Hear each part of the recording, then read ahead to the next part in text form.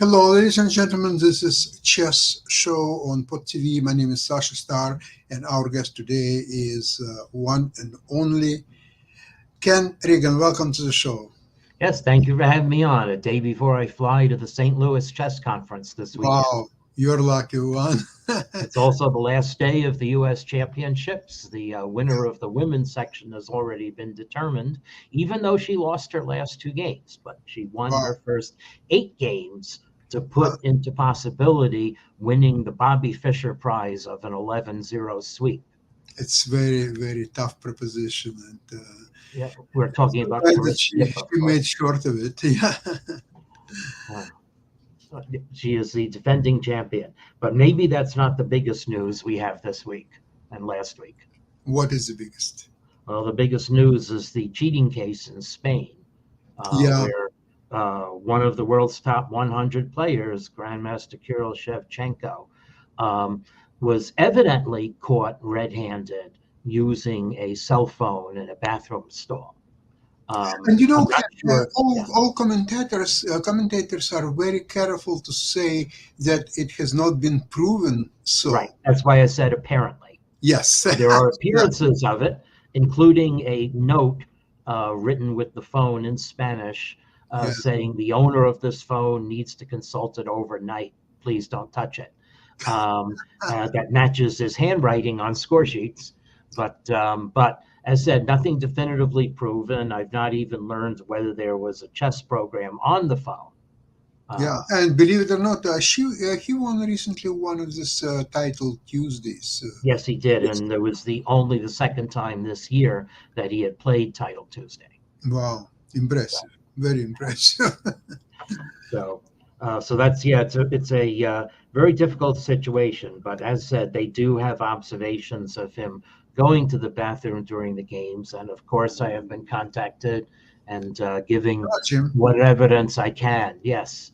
So James, we started a little bit early, and I've just been talking about Carissa Yip clinching first place at the U.S. Women's Championship, but Yeah. that's still being overshadowed by the cheating case from the Spanish Team Championship. Right. So I don't know if you have opinions about that, or if, what, or say what you've seen. Yeah, I really don't. I mean, it's really something that the FIDE Ethics has to investigate before I form an opinion.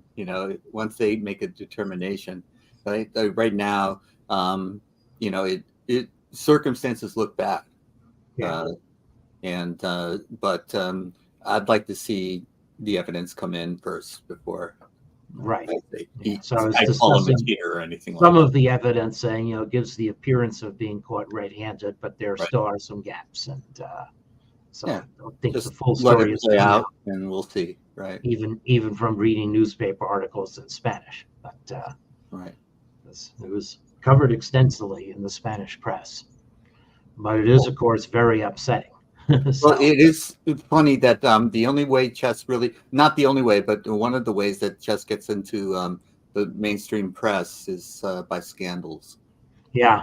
And of course, the scandal at the U.S. Championship with Christopher Woojin Yu, angry after the loss of what he felt was a winning game against Fabiano Caruana. I don't actually think so. But he crumpled his score sheet and then punched for no apparent prompt reason at all a female videographer in the back. Right. So you can't do that. No, Um, no, but he's 17 years old. I'm not defending his actions at all. I interviewed him and his father a few years ago, and I know it seemed to me to be he was in a good family situation, and I'm sure his upbringing was counter to what we saw there. And I know that his father is very apologetic, and you know I don't want to be judged by what I did when I was 17 either. right. These guys are in really high pressure situations, and again, it's not a defense. His actions were indefensible, but it's a very high pressure situation, and it brings out the worst in us sometimes. And it's unfortunate because it seemed out of character to me. And, Right. yeah. Yeah. But So anyway, shout out to Carissa winning the U.S. Championship, 9 straight wins. Is that right? 8 straight wins to begin, and now 2 losses. Like I was looking forward to her being 10-0 facing Alice Lee, who actually outrates her, or close, yeah. depending on whether my adjustment formula is used. But It instead, brings to mind Megan, the Bobby Fischer Championship. right, who Yeah. apparently is no relation, put an abrupt end to her streak. And she lost. So the story that I had prepped to tell before is her defeating a perennial former U.S. Women's Champion, Irina Krush, in a very crazy game. But another perennial former U.S. Women's Champion, Anna Zaitansky, also beat her yesterday. Yeah. So that's what. Anyway, the game against Irina Krush is a crazy game. Okay. So it's worth showing. It's just a case of a real fighting tip. I'm going to show just the tab. So let's see if that. So tell me when you see a chessboard. Yes. Yes. Okay. All right. So Irina Krush is white. Carissa Yip is black. We get the English opening to start with, but well, King's Indian defense, this could even turn into a Marazzi Sicilian. Let's see how it. Yeah. However, White decides to make it a Benoni type structure instead. Right. However, now immediately whipping off that knight before White can support it with the queen or bishop. Yeah. Okay. I've seen this more and more, and it just feels wrong to me, but it seems to be very playable. Right. Well, if you're going to put all your pawns on dark squares, but keep the main diagonal open, your dark squared bishop is still useful. Right. Carissa Yip does not keep the main diagonal open. Instead, we get this very heavy condition in the center of the board. So now the question is going to be, can White's bishops find air? Are Black's knights better? Is White's bishop on f1 going to be tied down to the defense of the pawn on c4? Right. Will things open up on the king side? And the a famous game from 52 years ago, one of the Spassky-Fischer games, saw White come to a very quick end in this structure. Anyway, bishop d3, a natural move. Now Black starts just really shoring up the center. Black is in no hurry to castle, because White cannot break through in the center. Black has the e5 square absolutely under clamps, so even White playing f4. The one worry might be an attack down the f file. And here we come with some more hyper-modern chess. I would have thought this a weakening, but it stakes out space, and it presages Black's pieces really coming together on the king side once Black's king gets out of the way. Yeah, and it also says knight h6 is my plan rather than knight f6. So. Right. Yeah. And Black's next move says that knight a5 is definitely not my plan either. But if the knight can be stable on b6, then it will attack 2 pawns. So Black fixes White's weakness on a4. Again, that weakness on a4 was a feature of the famous Spassky-Fischer game. But anyway, now White has this open file. Question is, well, Black can't plug it either. It does not have the b4 square, but Black can defend it in various ways, including with the king. So here we go. Mm-hmm.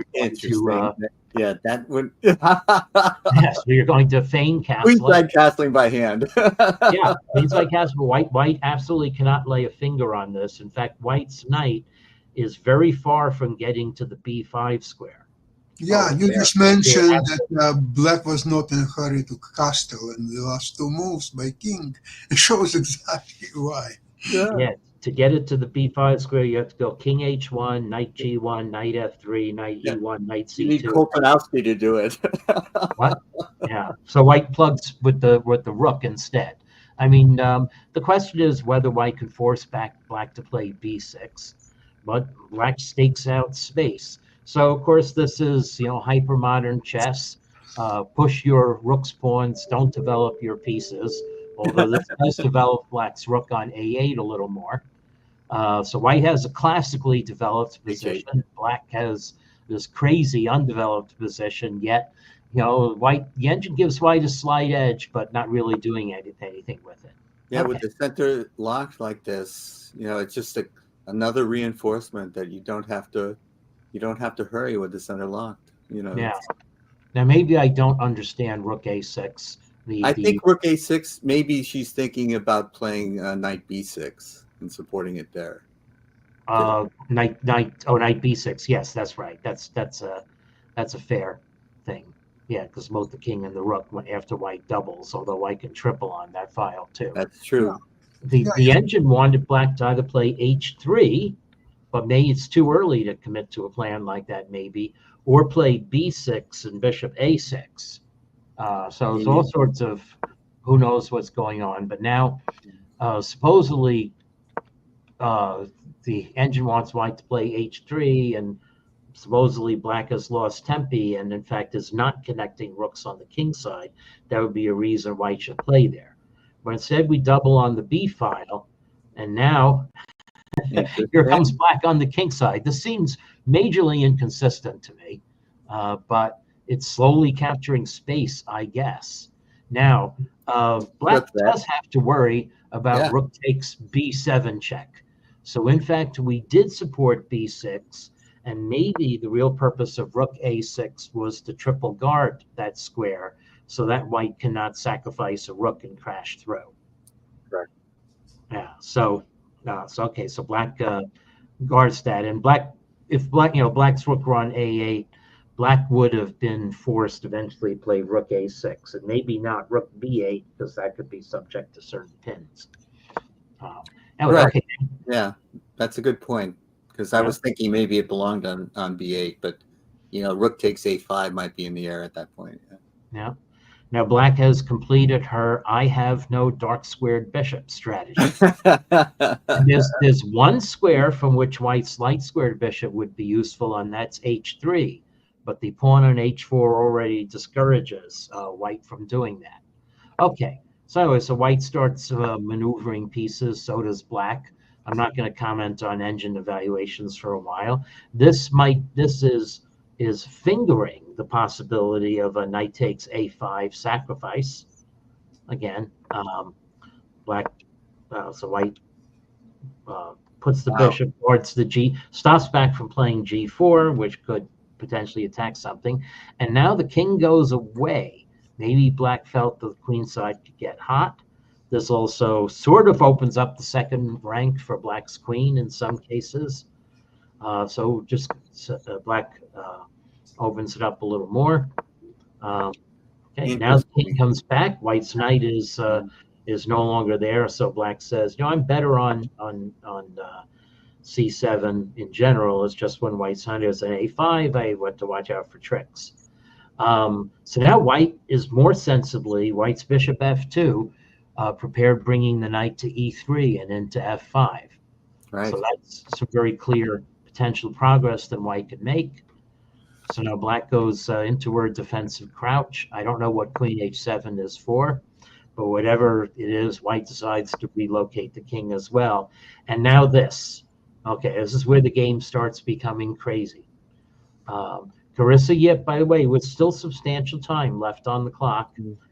This game is very hard for me to understand, but this F5 looks like it's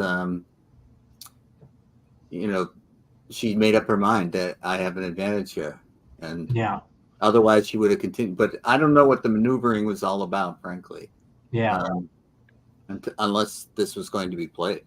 Yeah. The engine, on the other hand, does clearly say that F5 is the best move, and the engine criticizes white's decision to move the king and said that white needs to relocate the light squared bishop again. Although I don't know what the point of any of the moves, bishop D1, bishop F1. I can see bishop D3 having a point of stopping F5. Right. Anyway, here we come. Now the game is suddenly going to open up. One thing this right away is that white's knight gets another good square. So white's knight on G4 is the best piece on the board momentarily, but it can be undermined. So here comes black. Now black actually has a substantial advantage already. That's amazing to me. Yeah. So now the F3 pawn, is coming under focus. So white decides to get the king off the file, and now that's the chess.com shows that Saporma was saying knight h6, exchanging the knight on g4 was better, but it's that makes sense, doesn't it? Though it was like you said, knight g4 was the best piece, so take it out. Yeah. Now the engine likes white because now white is going to get the knight to e4. And this is now turning the tables on black. So black didn't have a follow-up. So black does not want white's knight to come to e4. With bishop d3 behind the knight on e4, even if black trades once, even if black trades twice, white probably still, by playing bishop f5, white probably still commandeers the e4 square. Also, you can't play knight f6 because then b6 is hanging. And also, bishop d3 is coming in too, so it's like bishop d3. So yeah. So the engine does not like this and thinks that white gets a really substantial advantage. So the engine wanted black to play knight f5, bishop d3, and then just unpin and still be harassing white. But anyway, e4. Now Arena captures with the wrong piece. Right. So knight takes e4 was the way to go.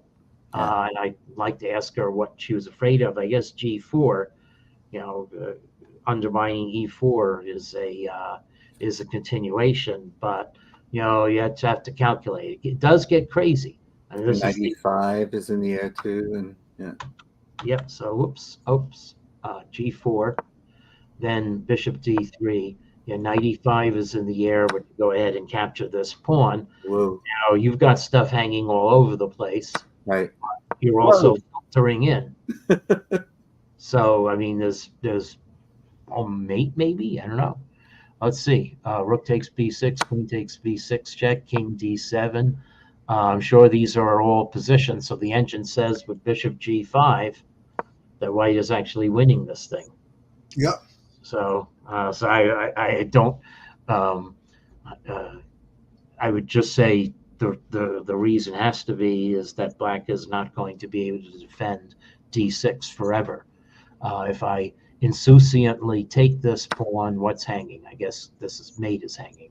Yeah, it's mate. So never mind. Well, and you still have the e8 square to retreat to, but yeah, but e7. It's very.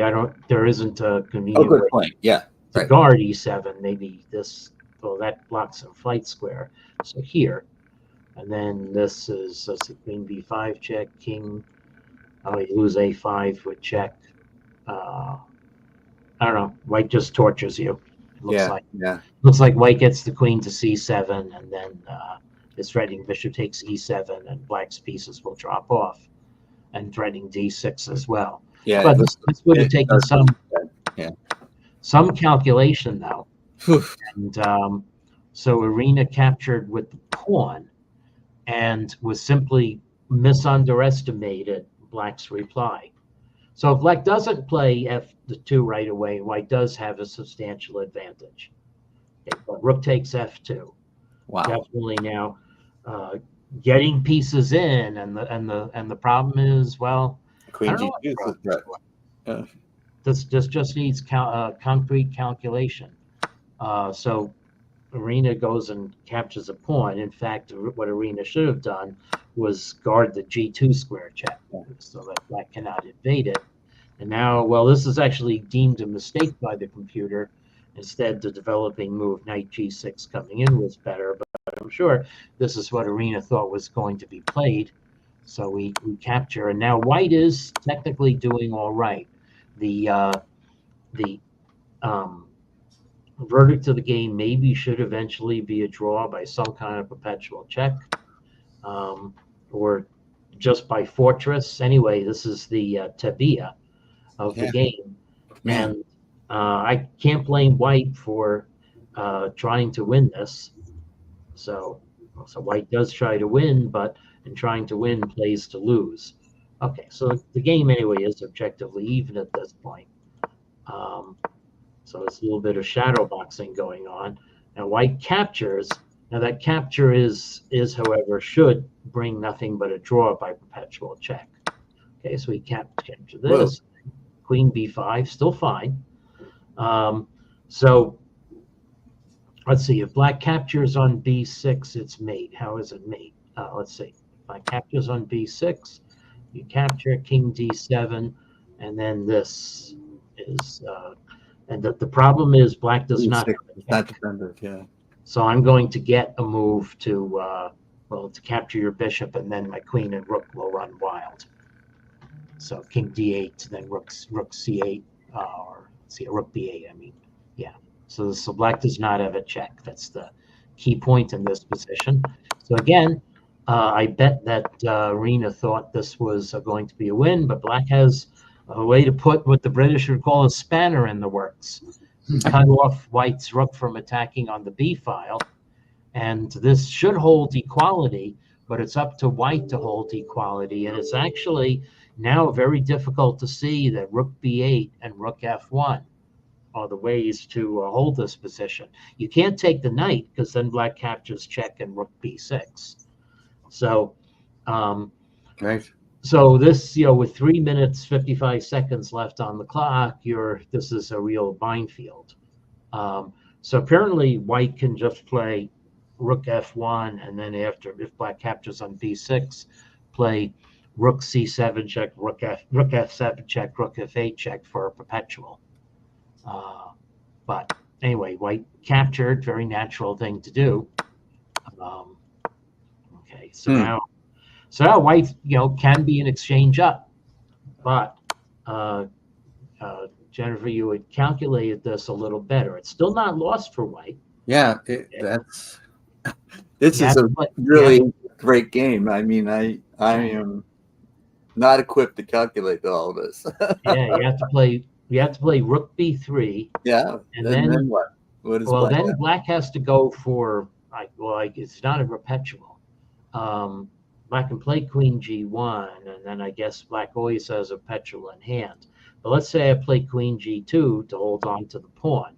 Okay, now I lose the bishop, and I'm not going to queen fast enough. Right. To let's see, queen here. Or you can make a second queen, but white's rook and queen are going to give mate. Yeah. So, okay. At any rate, white did not play rook b3. White played king b2, which to me, just with 15 minutes on the clock, just looks really, really wrong. I mean, I guess white was trying to control rook b3 would be banged out without thinking. Yeah, or you're not even hiding on a1 because black has the diagonal for checks. But in fact, Carissa Yip mapped out that we can get this pawn with check. Let's see. Could white have stopped c4 from falling with check? No, there's no square. Let's see. So can white stop c4 from falling with check? The only way I see to do it is to play try king b3. But then let's see, king b3, queen e3 check. Now king c2 is going to transpose. Yeah. And king b2, queen d4 check is again in c4 with check. So that will just simply transpose. So queen c2, queen e2 check, and now c4 is falling with check. And this is too bad. Yep. So, yeah. So, really a very striking game. Wow, very impressive. I don't see the response to rook b3. I don't know. Black can hold after rook b3. Yeah, well, it should eventually be latent perpetual checks. Let's see. So the actually it's now the engine's giving black a, maybe this is why Arena feared rook a3, because again your c pawn is falling with check and you're threatened with mate. Right. So you don't have time. So actually this probably is what Arena calculated. That this is gnarly. Gotcha. Yep. So again, I just didn't understand this game well enough. Yeah. Wow. Yeah. So let's see a game from the let's take a look at the men's open section. That's all. I have round 4 selected. I want to select all rounds. So it's set up for today's play. So there wasn't any change at the top. So the results. So currently, what we have is we have Fabiano Caruana leading, and then Ray Robeson and Wonder Liang half point behind. Sam Sevian and Hans-Moke Niemann a point behind. So they could still figure in a playoff if Caruana loses. But Fabiano Caruana is playing Sam Shanklin with the white pieces. So what happened to so Wonder Liang drew while Caruana drew? I thought they had been tied for first, but I must have been looking at something else. They drew each other. You guys have probably addressed this, but why isn't Nakamura playing? That's a very, I actually asked that implicitly, but Nakamura did say around 2021 that he wasn't going to play in the U.S. Championships anymore. Right. That he was semi-retired or maybe focusing just on the opportunity in the candidates tournament. I made a joke that perhaps Nakamura was there as a full-time coach for his wife, Atusa Porkashian, who has been in the middle of the pack, more or less maybe, in the women's. Let's take a look at the standings in the women's overall. We have Carissa Yip, with a 1.5 point lead with the round to go, so she's definitely clinched. Tusha Borkashian is actually toward the bottom with just a win over Gulruk Begim Tokiryonova, who was our force in the Olympiad, along with Carissa Yip. Nakamura has also made it clear that he thinks what's going on online is more important. Yes, that's right. Yes, in fact, he made some statements that I would have to go find and review about increments in chess, saying it's okay to play without increment. That's part of the, online experience in particular. Over the board, maybe dicier when pieces are flying and hands are punching clocks. Right.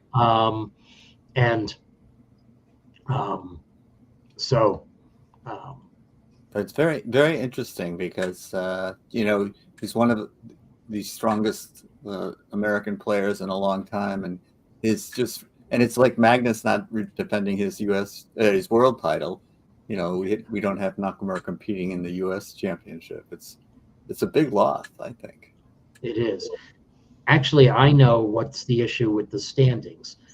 These standings have blanked out Yu's game. Right. And it is blanked out as a column too. So player 12 is not covered in this. I had to extend my browser a little bit more to see this. But player 12 is not covered. Oh, it is covered in this table. So wait a second. Maybe I'm deceived here. So Fabiano Caruana does, and that's 11. That's box 11. Yeah. So let's see. Wait a second. If I shift over this, okay. So the standings are annulling the games against Christopher Yu. So these standings are therefore correct. So Fabiano is leading to defend his title too by 0.5 point. Robeson and Liang are the ones who can most easily catch him. And let's see, are any of these players playing each other? Robeson has the bye. Okay.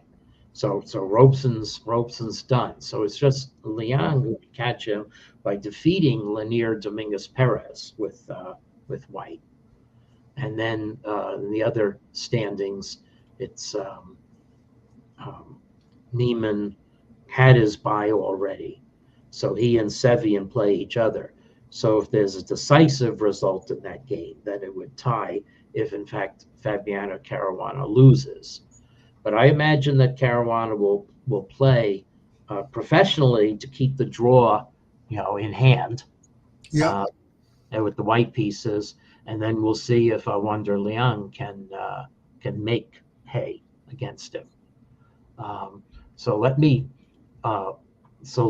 just mention, of course, that this is a difference of generations. And I said this about last year's championship too, but it's even more notable that this year's championship has a lot of the players who are still under 21, really. So Mishra, Neiman has just turned 21 this year. And then Sam Sevian is probably older, but he's been a young player for a long time. Yeah, it seems like he's been around you. And Awonder Liang is definitely new. Abhimanyu Mishra has been having a tough time. Yeah. But he's firmly established as a 2600 level player. Right. If I want to show a notable win by Awonder Liang, then that should be his win against Levan Aronian. So let's go find that.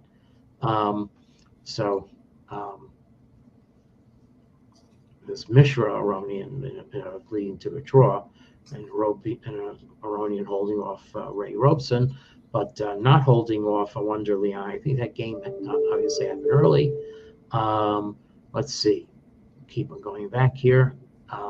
There it is. There it is. Okay, so let's take a look at this game. How Awonder Liang is black in a very long game. So try not to dwell on this game. We're actually already at the half-hour mark. But okay, so we actually see the classical opens, except the white plays d3 instead of preparing for d4, and white does not play a4, but instead plays really much more slowly and with the pieces. So this is definitely a maneuvering game. So white is a good knight. The engine gives white a normal 0.30 edge. So a completely expected result of an opening where there is no early crisis. And that's still the case in this position. Black makes a feint of an attack, but white is able to regroup. But there's nothing really wrong with black's position. White finally expands in the center. Black is well placed to counter this. Yeah. And this is actually a very positional way of countering it, because black wants to fix an isolated pawn or a trunk pawn now. It's a base pawn. And here we go, c5, classic Nimzovich, undermining the base of the pawn structure. And white brings the knight to e2, but the knight on e2 is a clumsy piece. Mm-hmm. It was needed to shore up d4. And perhaps realizing it's clumsy is why Aronian tried to move it, but now white has harmed the pawn structure. Yeah, don't like it. This now, this is obviously what Aronian did not expect. This is a touch of brilliance, but of course what's happening is f3 is going to fall. Right. White captures on c4. So this may simply have been maybe underestimated, because you could also think that white would just be capturing on d4. So why can't white capture on d4? Or what happens? White take. And now, interestingly enough, white gets overloaded. So, is white really overloaded? Bishop d3. I would have just captured on bishop f3 check. Well, black didn't have it. Black's d-pawn never got out of the way. Okay. Yeah. So, but this, white's like the back rank. It's it's an edge for black. There's a lot of queen g6 check, queen b1. There's a lot of air in white's position. So anyway, so this build-up was. That's correct. White decides to, not sure what this move is for. Maybe hoping against hope to get f5, f6 in. Yeah, bring the bishop back. So f5, f6 is now on the table. But black now does a clearance play. So if white capture, the f4 is hanging. So anyway, so this was all planned to guard f4. Or wait a second, why not just play queen takes f5, and then bishop takes d3, forks. Okay. So rook c2 actually is another nice move that needs to be calculated. Anyway, this is all.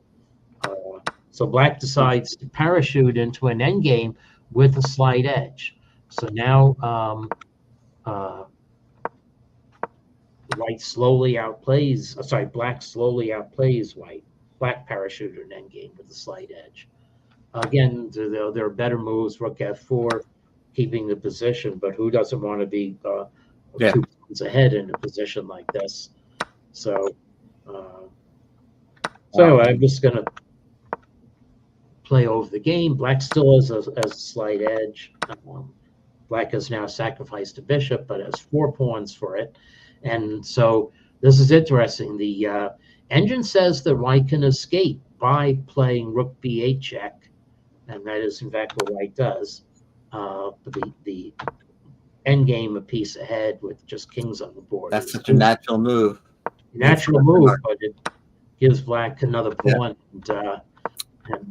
So this is, so now, I mean, Wow. I'll just look at the double slam. So black can play b4 because white's bishop is hanging. So this doesn't really give away the advantage. The double question mark is a little bit of an overreaction. It's very hard to play a position like this, especially with the clock That's for sure. So does black give away the advantage? I guess here technically yes, but I don't know. It's very hard for white to play this position as well. So apparently the engine is stalwart in saying this should be drawn, but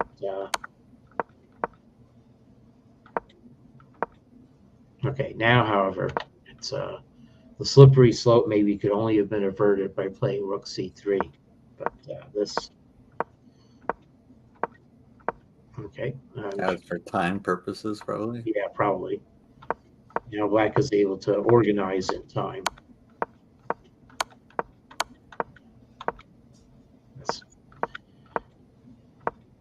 It's not Nate yet, but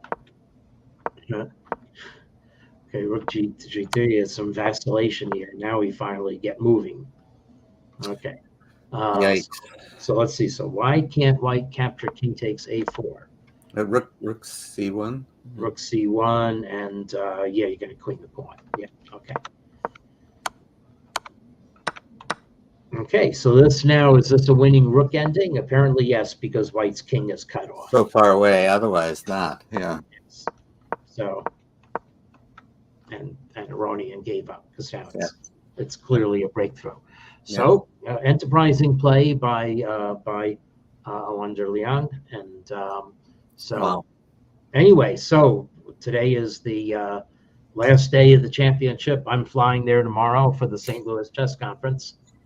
Yes. Well, next program you will tell us about this conference, because this is yes, next week I will. Yeah, Grandmaster David Smurden of Australia and I are leading a session on cheating at chess. Very timely now. Yeah. Well, listen, we wish you a lot of luck, first of all, in your travels and participation in this conference. And we'll be looking forward to your report next week about the conference. Okay. Thank you very much. Okay, thank you very much for today's program. And we'll meet together next week, same place, same time, I would guess, right? Right. Thanks for the games, Ken. Okay. Thank you very much. All Bye-bye, right. everybody. Bye-bye. Thank you. Bye-bye.